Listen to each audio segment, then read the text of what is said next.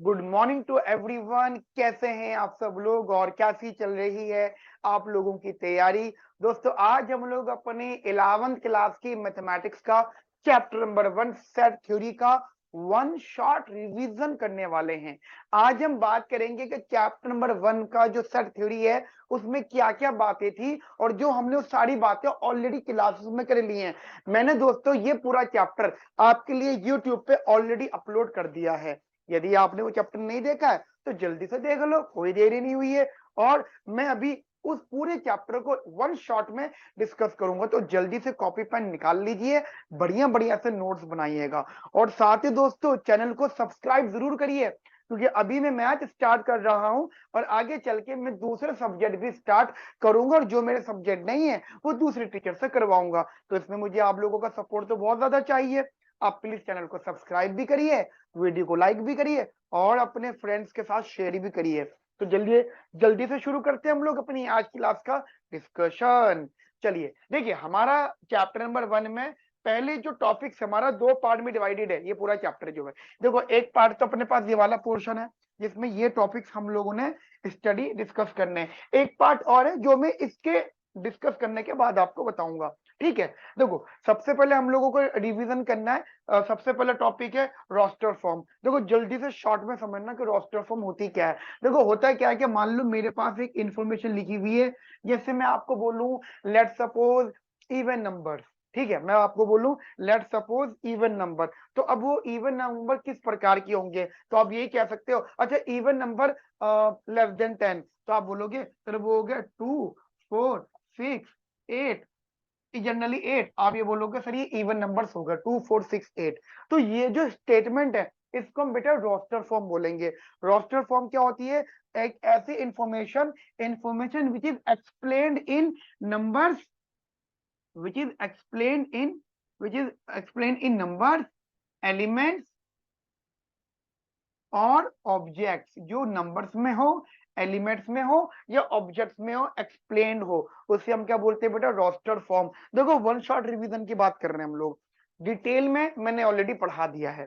ठीक है, अगर आपने वो लेक्चर नहीं देखे तो प्लीज अभी देख लीजिए। मैं उन सारे लेक्चर्स का जो लिंक है मैं इस वीडियो के डिस्क्रिप्शन में और कमेंट सेक्शन में भी पोस्ट करूंगा। ठीक है, तो रोस्टर फॉर्म समझ में आगे क्या होती है? रोस्टर फॉर्म वो होती है जो नंबर्स में, एलिमेंट्स में या ऑब्जेक्ट्स में एक्सप्लेन हो, उससे हम लोग कहते हैं रोस्टर फॉर्म। और भी बहुत सारी बातें हो सकती हैं। मान लीजिए अपने पास एक सेट और है, that is 1 2 3 4 and so on. ठीक है, ये भी अपने पास एक सेट होता है, राइट। और भी तो बहुत सारे एक्सप्लेनेशन दे सकते हो, प्राइम नंबर्स हो सकते हैं या ऑड नंबर्स हो सकते हैं, वट एवर द नंबर्स। ठीक है, उन्हें हम कहते हैं रोस्टर फॉर्म, जो नंबर्स में, एलिमेंट में या ऑब्जेक्ट में लिखी हुई हो। समझ में आ गई मेरी बात आप लोगों को बड़े तरीके से? अब अगली सुनो, that is set builder form.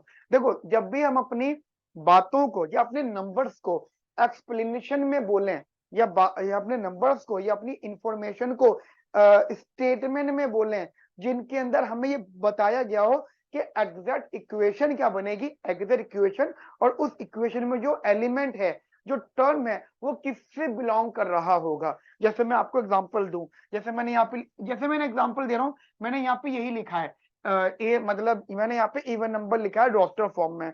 अब इस इवन नंबर वाली रोस्टर फॉर्म को अगर मैं सेट बिल्डर फॉर्म में लिखना चाहूँ तो मैं कैसे लिख सकता हूँ? देखो इसको लिखने का तरीका कुछ ऐसा रहेगा, है ना। दैट इज हम लिखेंगे x is equals to n, where n belongs to natural number. बेटा ये रिवीजन सेशन है, ये वन शॉट रिवीजन है। इसके अंदर मैं आपको क्या समझाऊंगा कि हमने क्या क्या अभी तक पढ़ा है। अगर आपको प्रॉब्लम हो रही है तो आप प्लीज लेक्चर को देखिएगा, है ना। इसमें बस हमें शॉर्ट में डिस्कस करने, रिवीजन करने। तो इसी इवन नंबर को मैं ऐसे एक्सप्लेन कर सकता हूँ। तो ये n क्या है? n belongs to the natural numbers, क्योंकि जो नेचुरल नंबर है वो क्या है? 1 2 3 and so on, these are the natural numbers. तो जब ये n 1 होगा तो ये 2 हो जाएगा, n 2 होता तो ये 4 हो जाएगा, n 3 होगा तो ये 6 हो जाएगा। तो तुम देखो, अच्छा अगर मैं इतनी बात को बताना चाहूंगा तो मैं इसको नेचुरल नंबर ना बोल के यू बोल दूंगा कि जो n होगा वो कितना होगा? लेस देन और basically 2 2 4 2 3 6 2 4 where n belongs to natural numbers, यानी नेचुरल नंबर्स होंगे, और वो जो नेचुरल नंबर्स हैं वो 1 to 4 तक ही लाई करेंगे। सही में आगे मेरी बात आपको बढ़िया से? तो इसे हम कहते हैं सेट बिल्डर फॉर्म। ऐसे अगर आपके ये नंबर्स हैं तो आप इस वाली बात को भी सेट बिल्डर फॉर्म में लिख सकते हो, that is x2x is equals to the natural numbers, that's it. जो x है वो आपका नेचुरल नंबर है 1 2 3 4। ऐसे अगर आप प्राइम नंबर की बात करते हो तो आप प्राइम नंबर को भी लिख सकते हो। तो किसी भी स्टेटमेंट को अगर आप एक्सप्लेनेशन में लिख रहे हो, स्टेटमेंट में लिख रहे हो, तो उस प्रकार की रोस्टर फॉर्म, उस प्रकार की स्टेटमेंट को आप, उस प्रकार की फॉर्म को आप सेट बिल्डर फॉर्म बोलोगे। समझ में आई मेरी बात आपको? ये तरीके से चलो अभी हम देखो जल्दी से आगे आगे बढ़ते हैं। ठीक है, हमने ये वाला पढ़ लिया, अभी से मैं रफ कर देता हूँ इतनी इंफॉर्मेशन को, हमें यहाँ से दूसरी बातें करनी है, थोड़ा ध्यान से देखिएगा। अब अगला है हमारा ये हो गया, ये हो गया। अब है अपना एम्प्टी सेट और सिंगलटन सेट, जरा समझना ध्यान से, एक एक करके मैं यहाँ पे बताता जाऊंगा। नोट करना चाहो तो कर सकते हो, अपने नोट्स बहुत बढ़िया होते हैं। और यदि नोट करने का मन नहीं कर रहा तो सिर्फ रिवीजन कर लो, वीडियो को देख जरूर लो। ठीक है, अभी आता है अपने पास में एम्प्टी सेट। देखो एम्प्टी सेट क्या होता है? एम्प्टी सेट टेक्निकली एक सेट होता है जिसको आप वाइड सेट भी कह सकते हो। ठीक है, वाइट सेट भी कह सकते हो, या आप इसे नल सेट भी कह सकते हो। इसके अंदर तीन नाम होते हैं, एम्प्टी सेट भी कहते हो, वाइट सेट भी कहते हो, नल सेट भी कहते हो। टेक्निकली ये लिखने में ना एम्प्टी होता है, या आप इसे फाई के नाम से भी जानते हो। फाई का सेट थ्योरी में मतलब जीरो होता है, जीरो मतलब जो चीज एग्जिस्ट नहीं कर रही। ठीक है, अब हमसे कोई बोले कि लोवेस्ट, जैसे मैं एग्जांपल दूं, मुझसे कोई बोलता है what is the lowest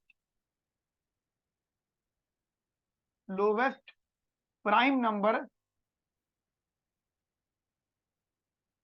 more than 3।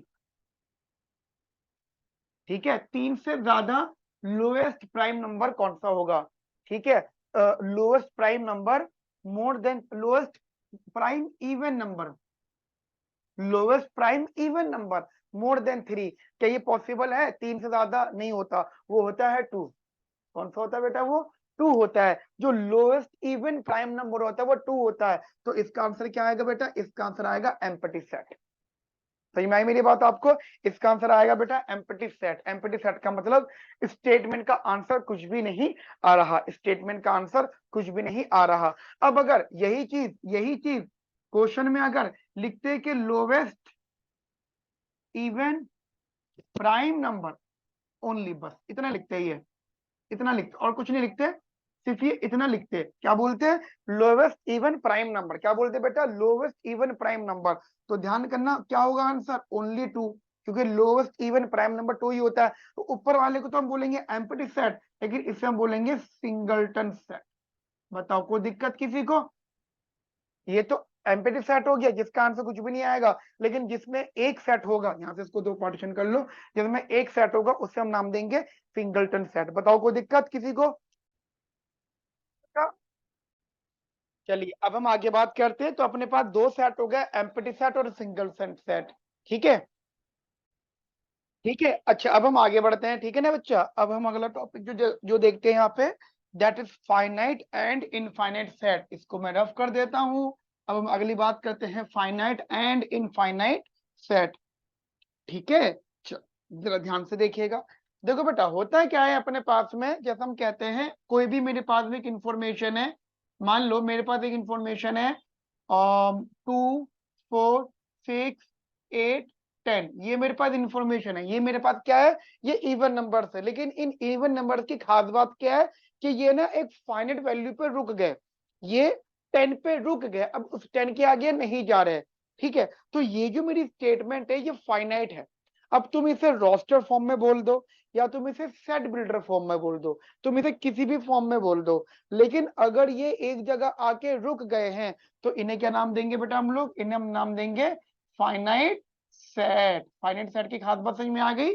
जो एक पर्टिकुलर वैल्यू पे आके रुक जाए, वो कुछ भी हो सकता है। मैं ये नहीं कहता कि वो इवन नंबर की बात है, वो नेचुरल नंबर्स भी हो सकते हैं, वो इवन भी हो सकता है, वो ऑड भी हो सकता है, वो प्राइम भी हो सकते हैं, वो कुछ भी हो सकता है, वो टेबल भी हो सकता है, वो डिविजिबल्स भी हो सकते हैं, मल्टीपल्स भी हो सकते हैं, प्राइम फैक्टर्स भी हो सकते हैं, कुछ भी हो सकता है। ठीक है, इन्हें हम कहते हैं फाइनाइट सेट। लेकिन अगर मेरे पास एक इंफॉर्मेशन ऐसी है 2 4 6 8 10 एंड डॉट डॉट डॉट, ध्यान रखना, जब भी तुम किसी स्टेटमेंट किसी नंबर के बाद 3 डॉट देखो, ठीक है, 3 डॉट देखो, तो इन 3 डॉट का मतलब है कहानी और आगे बढ़ेगी, अभी रुकी नहीं है, और वो कहां तक बढ़ेगी, टिल इंफिनिटी तक, या फिर या तो इंफिनिटी तक, या फिर मुझे ना पता हो। तो देखो ये लिखना सही नहीं होता, इंफिनिटी के आगे हम फिर हम ही लिखेंगे नहीं ना, हम यहाँ पे ब्रैकेट क्लोज कर देंगे, लेकिन इसका मतलब होगा कि ये पता नहीं कहां तक है, till two the last term. तो इस चीज को हम लोग बोलेंगे यहाँ पे इनफाइनाइट सेट। क्या बोलेंगे बेटा हम लोग इसको, हम बोलेंगे इसे इनफाइनाइट सेट। समझ में आगे मेरी बात। तो दो प्रकार के सेट होते हैं, एक होता है फाइनाइट सेट और एक होता है आपका इनफाइनाइट सेट। क्लियर है?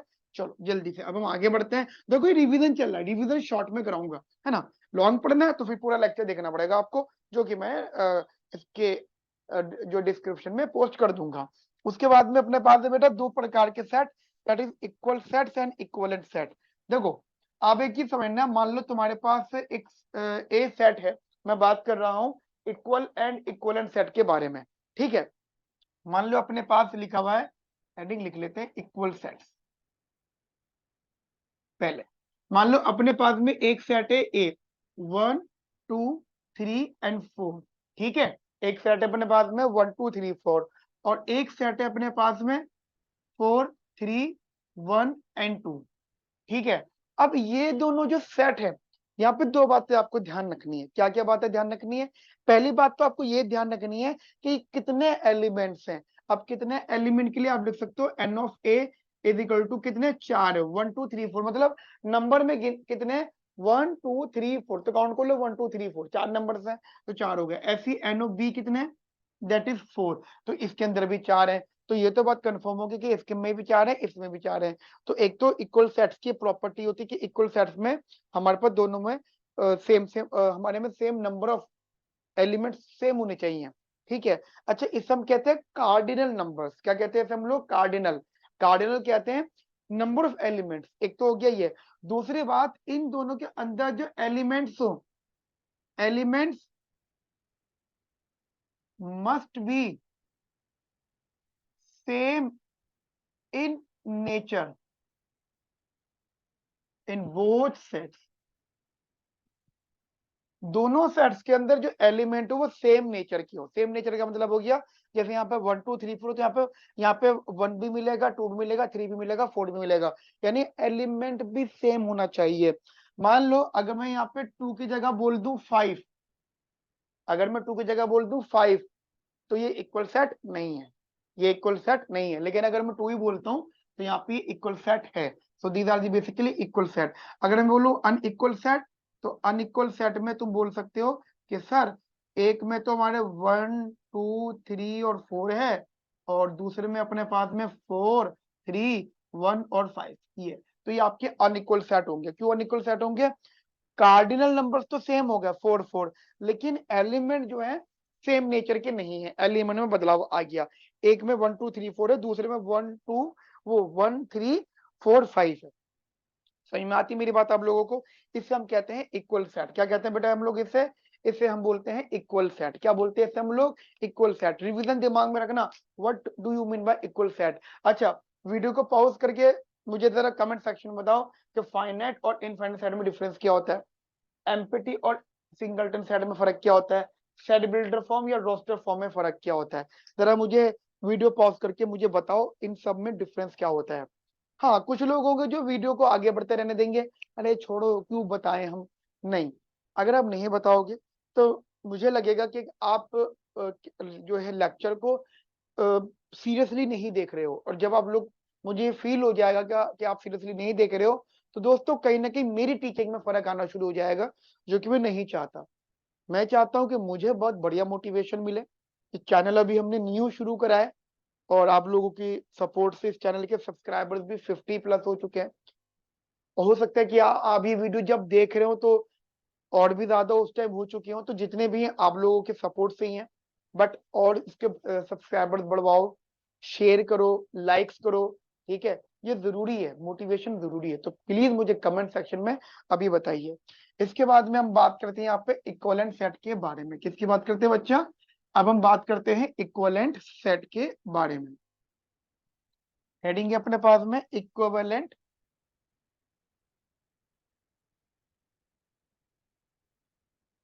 ठीक है, इक्विवेलेंट सेट्स। देखो इक्विवेलेंट सेट्स में बस एक ही प्रॉपर्टी होती है जिसको तुम्हें याद रखना होगा कि कार्डिनल नंबर्स रिमेन सेम या number of elements remain same in both the sets. मान लो हमारे पास में एक सेट है ए 1 2 3 4, एक सेट है बी 5 6 7 8। समझ में आई मेरी बात? तो तुम देखो इसके अंदर भी चार सेट है एन ऑफ ए 4, इसके अंदर भी चार सेट है n of B is also 4। दोनों ही सेट्स में जो नंबर्स है, नंबर ऑफ एलिमेंट्स है वो चार चार है। जब दोनों ही सेट्स में नंबर ऑफ एलिमेंट चार चार होंगे तो उसे हम क्या नाम देंगे? उसे हम नाम देंगे बेटा इक्विवेलेंट सेट। यही इक्वल सेट में क्या फर्क था? इक्वल सेट में बस इतना सा फर्क था कि वहां पर इक्वल सेट में क्या फर्क था बेटा कि वहां पे दो प्रॉपर्टी मैच हो रही थी। मतलब इक्वल सेट में दो प्रॉपर्टी मैच हो रही थी। कौन कौन सी? एक प्रॉपर्टी थी कि नंबर ऑफ एलिमेंट भी सेम हो और एलिमेंट्स का नेचर भी सेम हो। 1 2 3 4 हो तो फिर 1 2 3 4 वहां भी हो, भले प्लेस चेंज कर ले। समझ में आई मेरी बात आपको? लेकिन इक्विवेलेंट सेट में क्या फर्क होना चाहिए? इक्विवेलेंट सेट में आपका सिर्फ कार्डिनल नंबर या फिर नंबर ऑफ एलिमेंट सेम होना चाहिए, दैट्स इट। उसे आप इक्विवेलेंट सेट बोलते हो। मुझे बताओ समझ में आई मेरी बात आपको? जल्दी से बताओ। हाँ जी, ठीक है। अब उसके बाद में हम बात करेंगे सबसेट्स की। देखो सबसेट्स क्या होता है, ये तो इसको मैं रफ कर देता हूँ, ठीक है। सबसेट क्या होता है? सबसेट, कौन सा सेट? सबसेट। देखो होता क्या है, मान लो मेरे पास एक सेट है 1 2 3 4, ठीक है। मेरे पास एक सेट है 1 2 3 4। अब मैं बोलूंगा कि ये जो 1 है, जो 2 है, जो 3 है, जो 4 है, जैसे 1 और 2 मैंने एक सेट ले लिया, तो जो 1 और 2 है इसे मैंने बोल दिया सेट बी। क्या बोल दिया मैंने? इसे सेट बी। अब मैं बोलूंगा ये जो सेट बी है ना, जो सेट बी है और यहाँ पे जो सेट है, इन दोनों में रिलेशन क्या है कि जो बी वाला है वो ए वाले में है, ए वाले में है।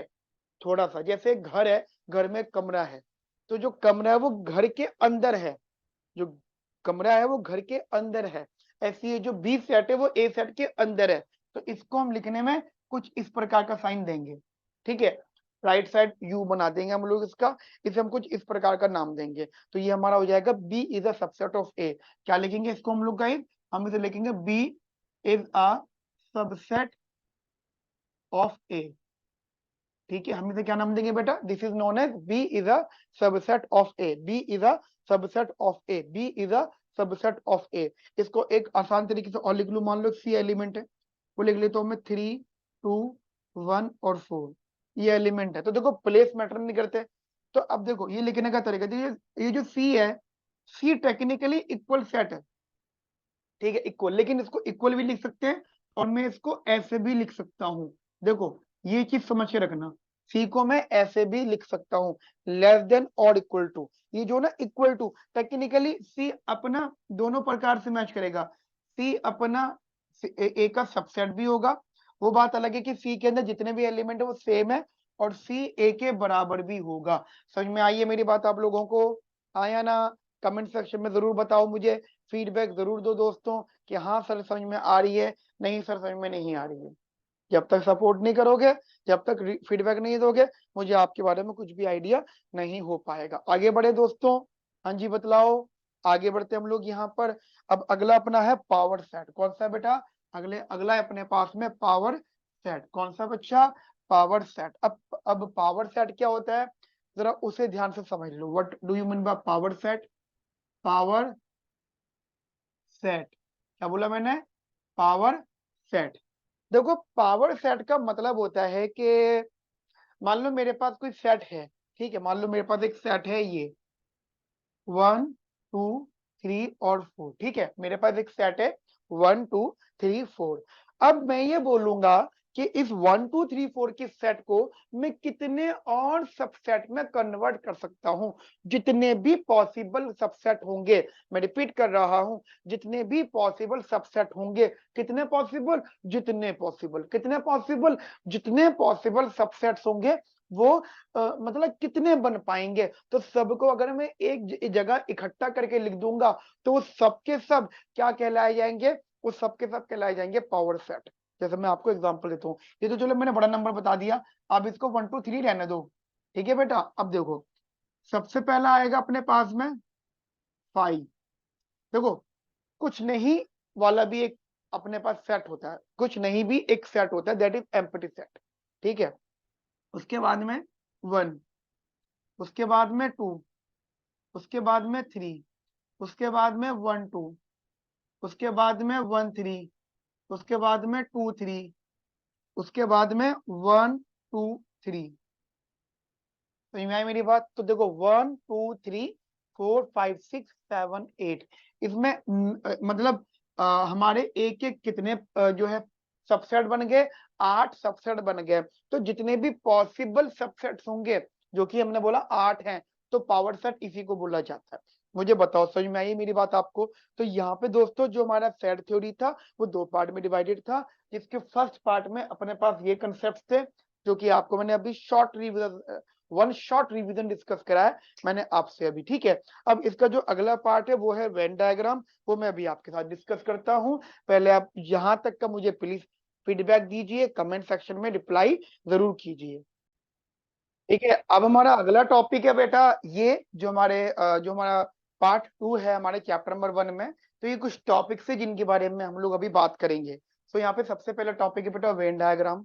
देखिए बहुत इंपॉर्टेंट है, अभी 11th क्लास में भी है, फिर ये 12th में भी रिपीट होगा, और आगे चल के आप जो भी ग्रेजुएशन लेवल के एग्जाम दोगे वहां पर भी टॉपिक आएगा। ठीक है, तो अभी हम बात करते हैं यहाँ पे वेन डायग्राम की। वेन डायग्राम, तो बेटा वेन डायग्राम सबसे पहले तो मैं आपको बता देता हूं कि इसका नाम जो होता है when Euler diagram. Euler diagram इस नाम से भी इसको बेटा जाना जाता है। क्यों? देखिए दो मैथमेटिशियंस हैं जिन्होंने इसके बारे में बात करी। सबसे पहले तो यूलर हैं, इन्होंने बात करी थी इसके बारे में। ये एक स्विस मैथमेटिशियन है जिन्होंने इसके बारे में बात करी, लेकिन उस चीज को प्रैक्टिस में जो लेकर आए वो वेन थे, इसलिए आप इसे वेन यूलर डायग्राम भी कह सकते हो, या सिंपली आप इसे वेन डायग्राम भी कह सकते हो। इसमें होता है क्या है, इसमें बेटा ये होता है कि आप ये कहते हो कि जो एंटायर यूनिवर्स होता है ना, वो एक बॉक्स में आ जाता है। वो रेक्टेंगल बॉक्स भी हो सकता है, स्क्वायर बॉक्स भी हो सकता है। तो जो पूरा यूनिवर्स है वो एक बॉक्स में आ जाता है, जिसमें हम कह देते हैं कि भैया ये यूनिवर्स है। अच्छा, इसमें एक सेट होता है ए। अब तुम कुछ भी कह लो, जैसे एग्जांपल ये पूरी अर्थ है, मतलब ये जो बॉक्स है ये अर्थ है, और जो सर्कल दे रखा है ये मान लो इंडिया है।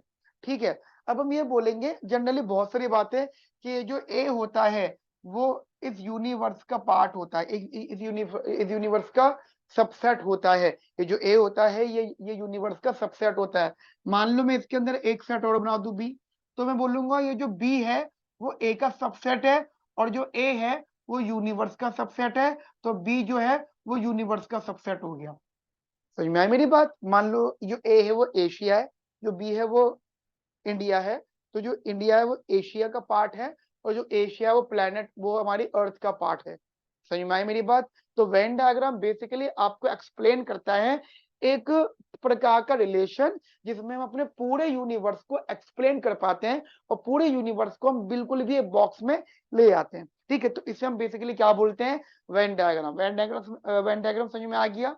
इन केस अगर अगर आपसे 1 मार्क में पूछ लिया गया कि व्हाट इज वेन डायग्राम, तो Venn diagram is a graphical representation which explains the relationship between the elements or the set with the universal set। ठीक है, चलो ये तो हो गया अपने पास में वेन डायग्राम का कंसेप्ट जो कि मेन था। उसके बाद में बेटा operation of sets. Operation of sets में अपने पास 2 प्रकार के ऑपरेशन है, और ध्यान रखना इन्हीं दोनों ऑपरेशंस में, इन्हीं दोनों ऑपरेशन सेट में एंटायर सेट थ्योरी छिपी हुई है। ठीक है, इसी में सब कुछ है।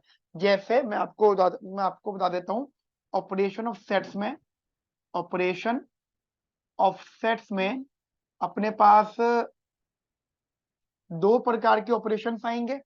ठीक है बेटा, 2 प्रकार के ऑपरेशन आएंगे। कौन कौन से आएंगे? सबसे पहला आएगा बेटा यहाँ पे यूनियन। सबसे पहला ऑपरेशन आएगा यहाँ पे यूनियन।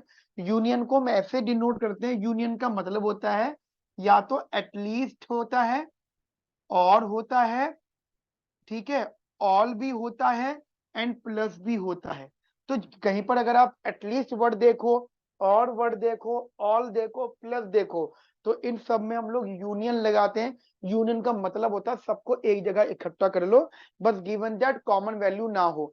लेट सपोज मैं बोलूं मेरे पास एक सेट है ए, 1 2 3 4, एक सेट है बी, मान एग्जांपल दे रहा हूं मैं आपको, जनरली 5 6 7 8।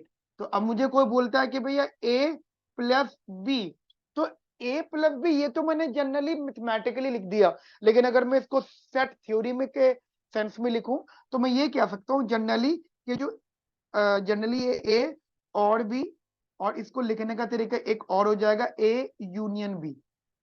ठीक है बेटा, ए यूनियन बी, और इसके अंदर ही सारे एलिमेंट आ जाएंगे 1 2 3 4 5 6 7 8। मेरी बात मुझे बताओ, सही में आई मेरी बात आपको? ये तो हमारा हो गया एलिमेंट्स के सेंस में। ठीक है, ये हमारे किसके सेंस में हो गया बच्चा? ये हमारे एलिमेंट के सेंस में हो गया। अब मैं आपको एक आसान तरीके से बात बताता हूँ। मान लो मैं ये कहता हूं जैसे अपने पास में एक ए यूनियन बी सेट हो गया, एक ए सेट हो गया, तो मैं बोलूंगा लेट सपोज इसको लिखने का तरीका x, where x belongs to a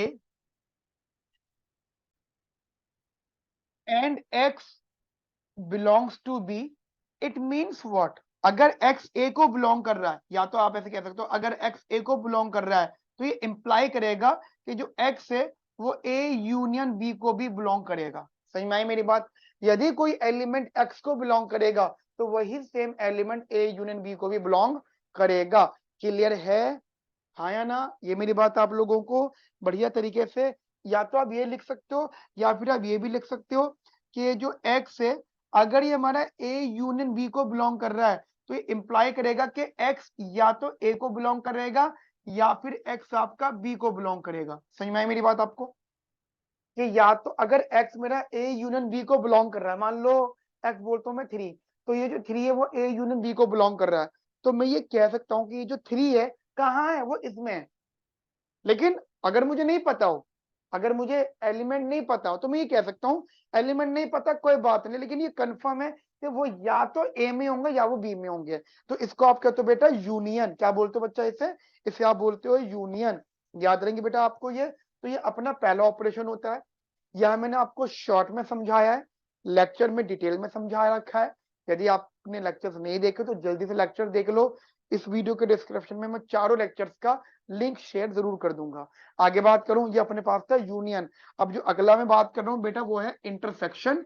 video को पॉज करके कुछ नोट करना तो आप नोट भी जरूर कर सकते हो, आप लोग नोट भी जरूर कर सकते हो। इसको समझ में आई मेरी बात आपको बेटा क्लियरली? उसके बाद में अपन लोग बात करते हैं इंटरसेक्शन की। इंटरसेक्शन, अब इंटरसेक्शन क्या होता है जी बताओ मुझे? What do you mean bye intersection? देखो इंटरसेक्शन को लिखने का तरीका, हम इंटरसेक्शन में कॉमन वर्ड भी यूज कर सकते हैं, बोथ वर्ड भी यूज कर सकते हैं, या एंड वर्ड भी यूज कर सकते हैं, या सब्ट्रैक्शन भी यूज कर सकते हैं। मतलब कहीं पर सब्ट्रैक्शन दिखा है तो हमें इंटरसेक्शन टर्म का यूज करना पड़ेगा। लिखने का तरीका इसका इन्वर्टेड यू होता है। मान लो मेरे पास एक सेट है ये 1 2 3 4, एक सेट है ये 3 4 5 6। अब मुझसे कोई बोलता है कि ए एंड बी, इसका मतलब common elements in A and B, A and B में कॉमन एलिमेंट्स क्या होंगे? ठीक है, ए एंड बी में कॉमन एलिमेंट क्या होंगे? तो पहली बात तो लिखने का तरीका इसका ये हो जाएगा ए इंटरसेक्शन बी। पहली बात तो यही हो गई, इसको लिखने का तरीका हो जाएगा guys A intersection B. And after that 1 2 3 4 3 4 5 6, तो ये हो जाएगा 3 4। तो 3 4 इज अ कॉमन एलिमेंट जो यहाँ पे दोनों में लाई कर रहे हैं, जो इसको बिलोंग कर रहे हैं। एक तो बात है, अब ये कह सकते हो। और अब आप ये भी कहोगे कि अगर हम बोलते हैं, मान लीजिए अगर हमने बोला कि x जो है वो बिलोंग कर रहा है ए इंटरसेक्शन बी को, तो हमने ये बोला कि जो एलिमेंट है x, जैसे मैंने बोला 3 एलिमेंट है ए इंटरसेक्शन बी, यानी इस वाले सेट को बिलोंग कर रहा है। तो ये इंप्लाई करेगा कि जो x है वो साथ में ए को ए में से बिलोंग करेगा, एंड x ही जो है वो बी में से बिलोंग करेगा। क्यों? क्योंकि हमने तो बात ही कॉमन एलिमेंट की करी है। तो यहाँ पे जो ए होगा वो ए, जो एक्स होगा वो ए को बिलोंग करेगा, और जो एक्स होगा वो बी को भी बिलोंग करेगा। इसे हम कहते हैं इंटरसेक्शन। मुझे बताओ ये बात मेरी समझ में आती है आप लोगों को, हाँ या ना? तो एक तो ये क्लियरली दिमाग में रखना। अब ये हो गया इंटरसेक्शन, इससे पहले मैंने आपको करवाया था यूनियन। अब अगर मैं आपको एक ही डायग्राम में दोनों बातें समझाऊं तो आप शायद ऐसे समझ सकते हो चीजों को। मान लीजिए अपने पास में एक यूनिवर्सल डायग्राम है, वेन डायग्राम है, ठीक है। ये अपने पास हो गया सेट ए, ये अपने पास हो गया set B, this is set A, this is set B. तो इसका जो ये वाला पूरा एरिया है, दिस वन एरिया, ये जो पूरा जो मैंने शेड करा, this is the shaded area, that is known as A union B. क्या होगा बेटा? ये होगा आपका ए यूनियन बी। ये जो आपका शेडेड रीजन है वो क्या होगा दोस्तों? वो होगा ए यूनियन बी। मैं फिर रिपीट कर रहा हूँ, क्या होगा दोस्तों? वो होगा A union B, A union B. लेकिन इसमें जो ये वाला पोर्शन है, ये वाला पोर्शन, मान लो आप इसको थोड़ा और शेड कर दो इस वाले को, ये वाला जो मतलब ये जो पोर्शन है, इस पोर्शन को हम बोलेंगे ए इंटरसेक्शन बी, इसे बोलेंगे ए यूनियन बी, इसे बोलेंगे हम लोग ए इंटरसेक्शन बी। याद रहेंगे मेरी बातें आप लोगों को, हाँ या ना? बढ़िया तरीके से दिमाग में रखना। तो ये था अपने पास में ऑपरेशनल सेट में इंटरसेक्शन, इससे पहले था यूनियन, ये था इंटरसेक्शन। अब हम बात करते हैं आगे वाले डायग्राम्स की, आगे वाली बातों की, ठीक है। ये नोट कर लिया आप लोगों ने बढ़िया तरीके से। चलो आगे बात करते हैं, ठीक है। ये रफ कर देते हैं ऑपरेशन ऑफ सेट्स के बारे में।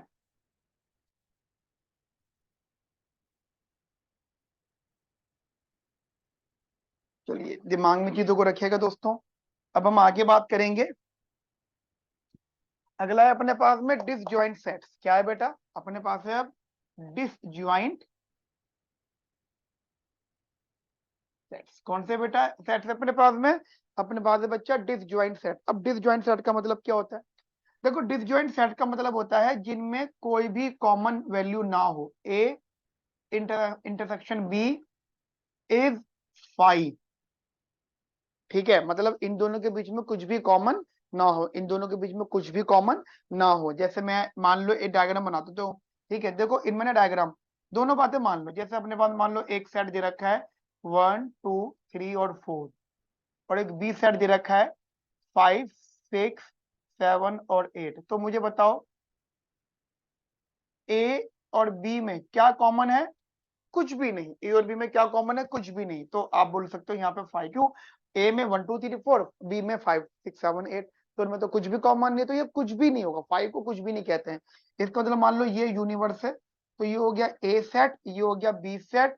ये दोनों ही सेट अलग अलग बने हैं, ठीक है बच्चा। ये दोनों ही सेट कैसे बने हुए हैं? अलग अलग। दिमाग में रहेंगी ये बातें आपको। तो इसे हम कहते हैं डिसजॉइंट सेट। हम ये मान के चलेंगे कि कोई भी सेट अगर ए में है तो वो इंटरसेक्शन को बिलोंग नहीं करेगा, बी में तो वो इंटरसेक्शन को बिलोंग नहीं करेगा। इसे हम डिसजॉइंट सेट बोलते हैं।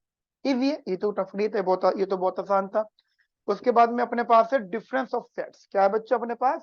अपने पास है अब यहाँ पे डिफरेंस ऑफ सेट्स। चलो बात कर लेते हैं यहाँ पे हम लोग। क्या है बच्चा? Difference of sets. लिखना हेडिंग डिफरेंस ऑफ सेट्स, ठीक है जी। डिफरेंस ऑफ सेट्स, अब क्या होता है जी डिफरेंस ऑफ सेट्स? देखो मान लो मेरे पास में कोई सेट है, जैसे मेरे पास होता है सेट ए, इसे मैंने मान लिया 1 2 1 2 3 4 5 6, ठीक है। और एक बी सेट मान लेता हूँ 6 7 8 और 9, ठीक है। ये मैंने मान लिया बी सेट। अब मैं ये चाहता हूँ, जैसे अब मैंने अगर इसका डायग्राम बना लूं तो ये अपने पास में ये वेन डायग्राम कुछ इस प्रकार बनेगा दोस्तों, है ना? कुछ इस प्रकार वेन डायग्राम बनेगा। ये हो गया ए, ये हो गया बी, तो इसमें हो गया 1 2 3 4 5 6 7 8 9। ये कुछ इस प्रकार के यहाँ पे नंबर्स हो गए। अब अपन लोग चाहते हैं कि हमें चाहिए डिफरेंस, हमें चाहिए ए माइनस बी, हमें चाहिए ए माइनस बी, ए में से बी को हटा दो, डिफरेंस चाहिए हमें इन दोनों का। तो इसका मतलब क्या है? मुझे सिर्फ वो एलिमेंट चाहिए जो ए में हो और बी का उससे कोई भी लेने देना नहीं हो। इसका मतलब होगा an element which is belongs only to the which is belongs only to the set A, set A से ही वो बिलोंग करे, सेट बी का नामो निशान ना हो। तो इसको लिखने का तरीका हो जाएगा बेटा, ए माइनस बी को हम लोग बोलेंगे, हम लोग ए में से ए इंटरसेक्शन बी माइनस कर देंगे, यानी ए में से ए इंटरसेक्शन बी। तो पहले तो मुझे बता दो ए इंटरसेक्शन बी कितना है यहाँ पे, ए इंटरसेक्शन बी कितना है बच्चा यहाँ पे, 1 2 3 4 5 6 ए हो गया, 6 7 8 9 बी हो गया। तो इन दोनों में कॉमन क्या है, इन दोनों में कॉमन है बेटा 6। क्या कॉमन है इन दोनों बच्चा, इन दोनों में कॉमन है 6। तो आप क्या करो, आप ए में से, ए क्या है, ए है 1 2 3 4 5 6, इसमें से आप क्या माइनस कर दो, 6 माइनस कर दो। तो क्या बचा बच्चा यहाँ पे 1 2 3 4 5 ओनली। क्लियर है मेरी बात आपको या नहीं, ये बताओ पहले। तो ये अपने पास, इसे हम कहते हैं डिफरेंस ऑफ सेट्स। याद रहेंगे मेरी बातें आप लोगों को, इसे हम कहते हैं बेटा difference of sets, difference of sets. तो ये इजी है, ये बहुत आसान होता है। आप इसको ये भी लिख सकते हो, जैसे कि मैंने बोला, जैसे इसको लिखने का तरीका ये भी हो सकता है कि मान लीजिए कोई एक्स है, ठीक है, मान लीजिए कोई एक्स नंबर है और वो एक्स नंबर ए को बिलोंग कर रहा हो, जो एक्स नंबर है वो ए को बिलोंग कर रहा है, but this x is not belongs to B. मतलब ये ऐसा कहना चाहते हैं कि आप ऐसा करो कि वो जो सेट हो बी को बिलोंग ना करे, वो सिर्फ, अब जैसे 1 2 3 5 4 5, तो ये वो एलिमेंट्स है जो ए को ही बिलोंग कर रहे हो, उनका बी से लेने देना कुछ नहीं है। समझ में आई मेरी बात।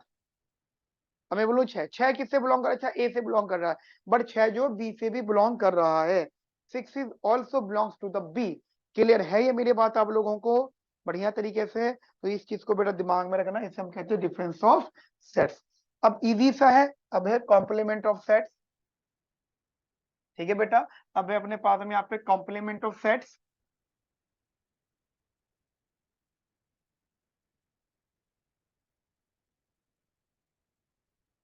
ठीक है जी, कॉम्प्लीमेंट ऑफ सेट्स में हेडिंग है अपनी, ये है कॉम्प्लीमेंट ऑफ सेट्स। देखो इसमें होता क्या है, कॉम्प्लीमेंट का मतलब होता है नॉट। ठीक है, कॉम्प्लीमेंट का मतलब होता है नॉट। इसका मतलब क्या होता है बेटा, नॉट। इसका मीनिंग हो गया, मान लीजिए मेरे पास में एक सेट है, मान लो मेरे पास एक सेट है, यूनिवर्स मतलब, ठीक है, इसमें एक सेट आ गया ए। अब ये जो अंदर वाला पोर्शन है ये ए हो गया, बट ये जो बाहर वाला पोर्शन है ना, ये, इसे हम बोलेंगे ए कॉम्प्लीमेंट। मतलब इसको हम लिखने में, मान लीजिए ए, तो इसे हम ए कॉम्प्लीमेंट बोलेंगे, यानी ए नॉट। तो वो एलिमेंट जो ए नॉट हो, जैसे मैं आपको बता दूं एग्जांपल, हमारे पास यूनिवर्स में दे रखे 1 2 3 4 5 6 7 8 9, ठीक है, और ए के अंदर दे रखे हैं ओनली 3 4 5 और 6। तो अब वो मुझे बोलेंगे कि ए कॉम्प्लीमेंट, अगर उन्होंने बोला ए कॉम्प्लीमेंट, ए कॉम्प्लीमेंट का मतलब ए के ऊपर छोटा सा डैश लगा दो, ए नॉट भी कहते हैं, ए कॉम्प्लीमेंट भी कहते हैं इसे। तो ये हो जाएगा कि यूनिवर्स में से आप पूरा ए माइनस कर दो, तो क्या बचेगा, 1 2 3 4 2 9 में से 3 4 5 6 माइनस कर दो, तो क्या बचा अपने पास बच्चा, 1 2 7 8 9, 7 8 और 9। समझ में आई मेरी बात। तो दिस इज ए नॉट या ए कॉम्प्लीमेंट। तो कॉम्प्लीमेंट भी क्लियर है आप लोगों को, तो ये ना कंसेप्ट है। अब आप बोलोगे सर ये तो आपने कंसेप्ट सिखा दिए, अच्छा अभी अपने पास में laws of algebra of sets है, लेकिन मैं अभी फिलहाल यहाँ तक की बात कर रहा हूँ आपसे। अब आप बोलोगे सर इसके क्वेश्चंस वगैरह भी हैं, तो मैंने ना कुछ क्वेश्चन तो बेटा आपको जो लेक्चर्स करवाए हैं, जो टॉपिक करवाए, वहां पे मैंने आपको क्वेश्चंस डिस्कस करे। अब इसमें एनसीईआरटी क्वेश्चंस हैं, तो मैं सजेस्ट करूंगा करूंगा कि आप एनसीईआरटी क्वेश्चंस को ही रिवाइज कर सकते हो। ठीक है, उसके अलावा अगर आपको असाइनमेंट चाहिए इसका, तो आप प्लीज, मेरी रिक्वेस्ट है, मैं देखना चाहता हूँ कि कितना लोग अपडेटेड है, कितने लोग सीरियस हैं।